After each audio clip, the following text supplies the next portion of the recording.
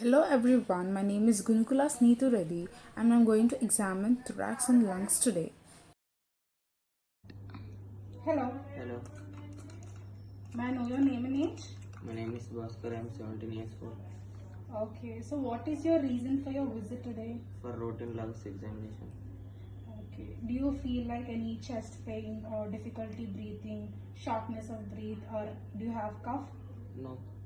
Okay, now I'm going to examine your lungs, is it okay?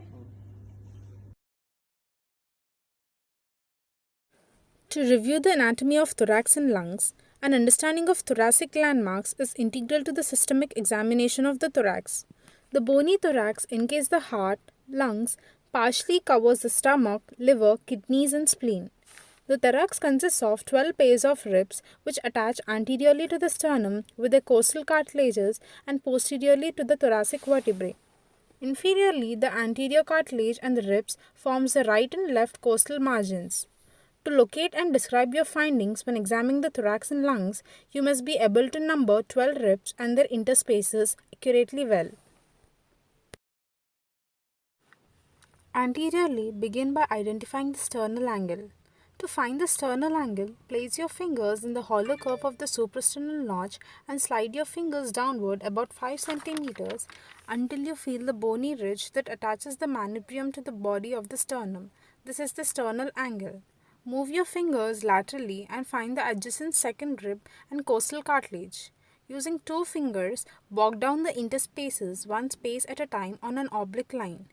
Do not try to count the interspaces along the lower edge of the sternum as they are too close together.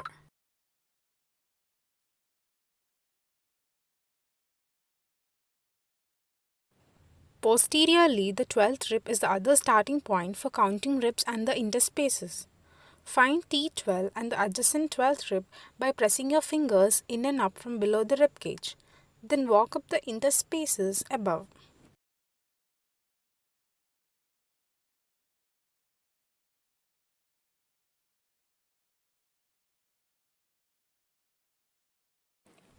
The inferior tip of the scapulae is another useful bony landmark. It usually lies at the level of the 7th rib or interspace. An alternate method of numbering the ribs posteriorly is to count down from C7.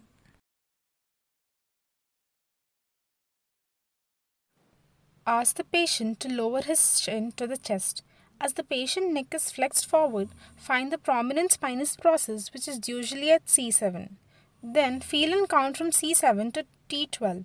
You can often palpate and count the processes below them, especially when the spine is flexed.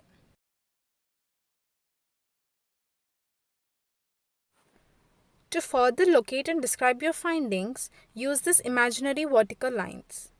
The mid-sternal, mid-clavicular, anterior axillary, mid-axillary, posterior axillary, scapular and vertebral lines. When examining the chest, it is helpful to visualize the underlying lungs and their fissures, lobes on the chest wall. Anteriorly, the apex of each lung usually rises 2 to 4 centimeters above the inner third of the clavicle. The lower border of the lungs crosses the 6th rib at the mid-clavicular line and the 8th rib at mid-axillary line. Posteriorly, the border of the lungs lies at above the level of teeth and spinous process. On inspiration, it normally descends 3 to 5 centimeters down. Each lung is divided roughly in half by oblique or major fissures. The right lung is divided into upper, middle, and lower lobes. Note that the right middle lobe underlies the axilla. The left lung has only two lobes, the upper and the lower lobes.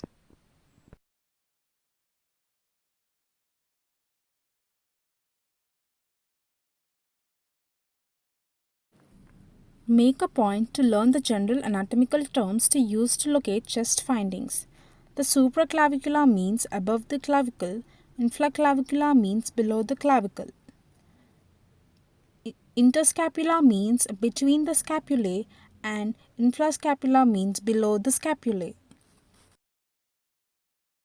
The trachea bifurcates into its mainstream bronchi at sternal angle anteriorly and T4 spinous process posteriorly. Breath sounds over the trachea and bronchi usually have a different comedy than the breath sounds over the lungs and parenchyma.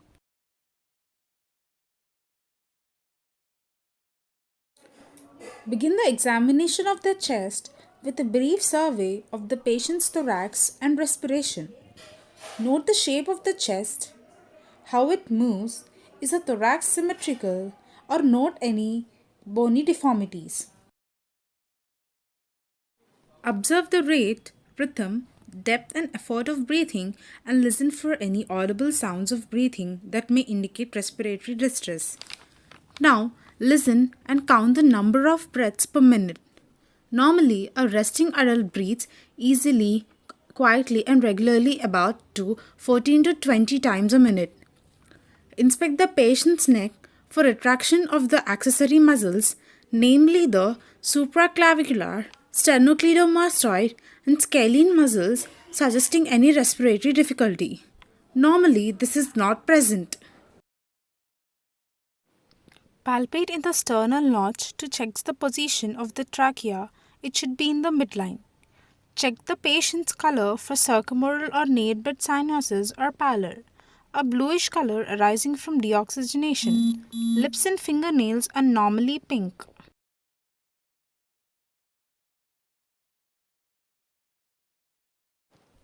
Begin inspecting the posterior thorax by observing the chest for counter, symmetry and deformities. Also inspect the overlying skin. Then palpate the chest wall to locate any areas of pain or tenderness or any lesions or bruises suspicious for rib fractures.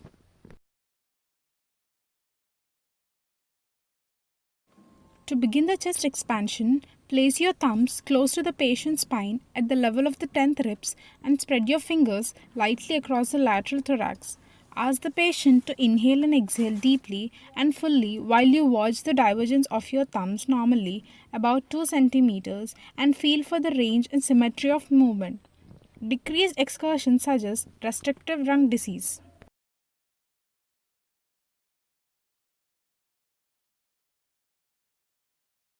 Next, systematically palpate for tactile fremitus. Ask the patient to say 99, 99 over and over again until you tell to stop. As the patient repeats 99, feel for the vibration of the tactile fremitus.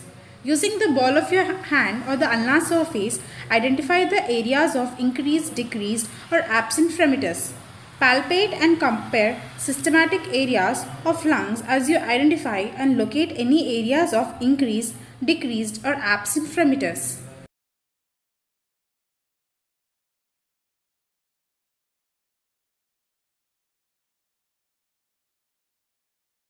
Continue the examination by focusing the chest in a symmetric manner, moving down the thorax and going from side to side as demonstrated in a ladder pattern.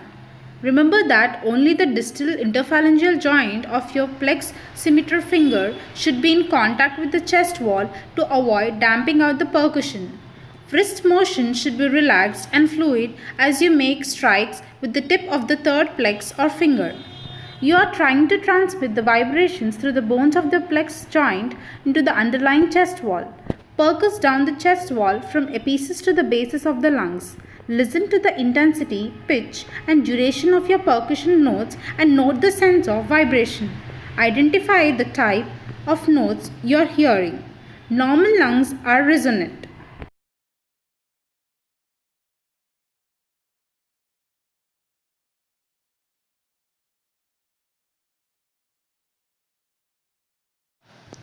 Hyperresonance suggests COPD from alveolar trapping and delayed expiration. Note any areas of abnormal dullness suspicious for any underlying effusion. Auscultation is the most important technique for assessing airflow.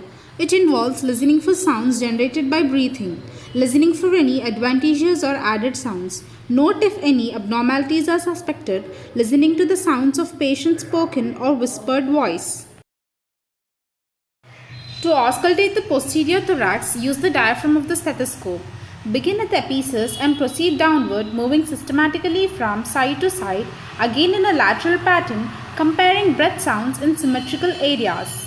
Listen to the duration, pitch Intensity of inspiratory and expiratory sounds. Decide what type of breath sounds you are hearing and note any added sounds. Listen to at least one entire breathing cycle at each location.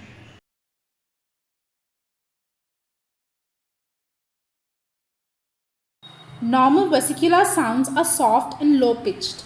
They are normally heard during inspiration and during the first third of expiration and can be heard over the most lung fields.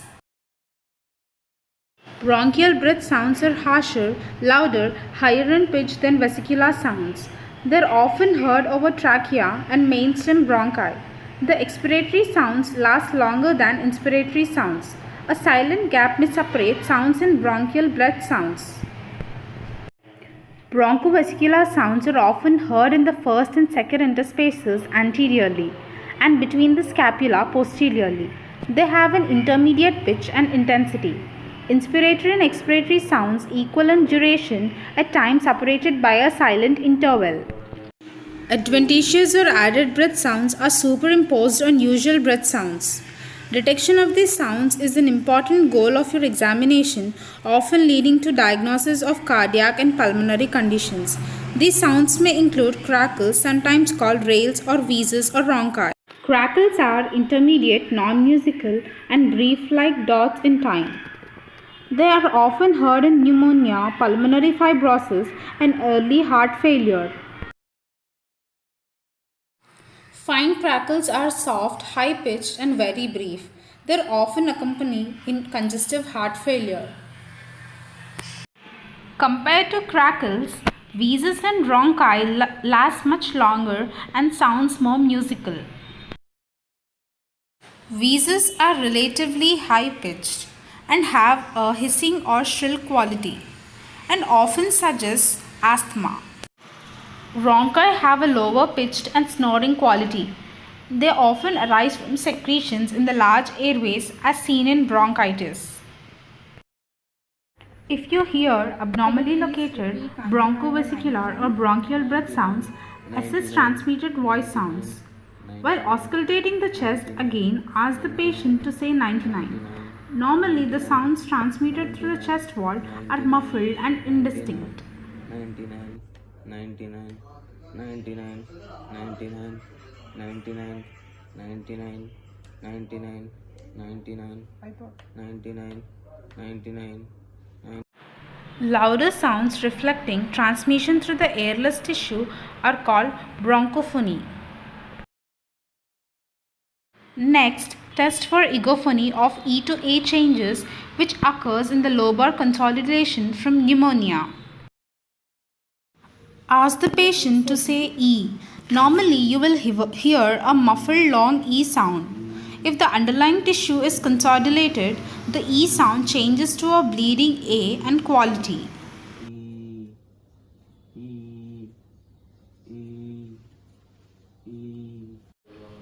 Next, ask the patient to whisper 1, 2, 3, 1, 2, 3. It is the test for whispered pectoral equi. This whispered voice is usually heard faintly or indistinctly. If at all, clearer or louder sounds suggest the underlying consolidation. 1, 2, 3, 1, 2, 3.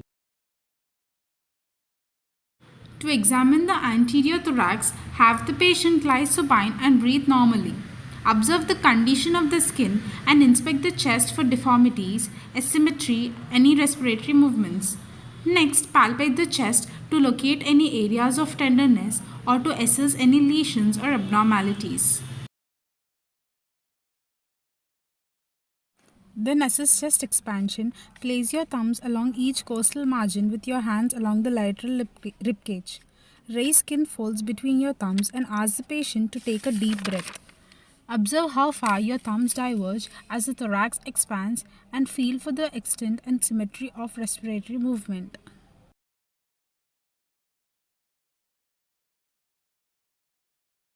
Next, percuss the anterior chest and the lateral chest. The heart usually produces an area of dullness to the left of the sternum from 3rd to 5th interspaces. Percuss the left lung lateral to the area of dullness.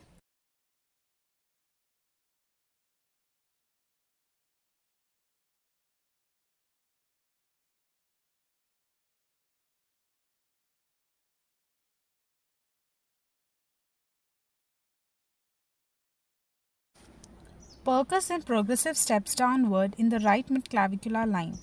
Identify the upper border of liver dullness. As you percus down the chest on the left, the resonance of the normal lung usually changes to the tympani of the gastric air bubble.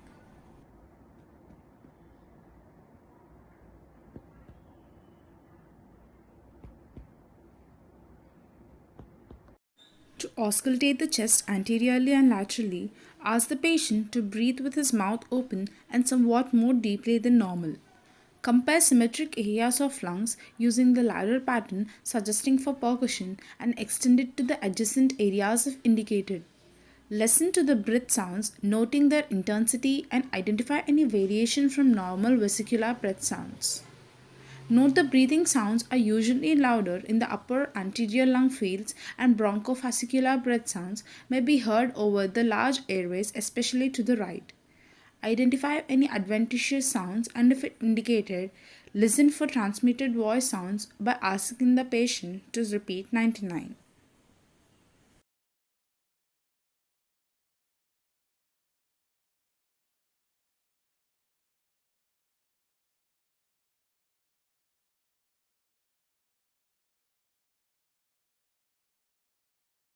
Clinical findings are respiratory rate is normal, thorax is symmetric with good expansion, lungs are resonate, and no abnormal sounds are noted.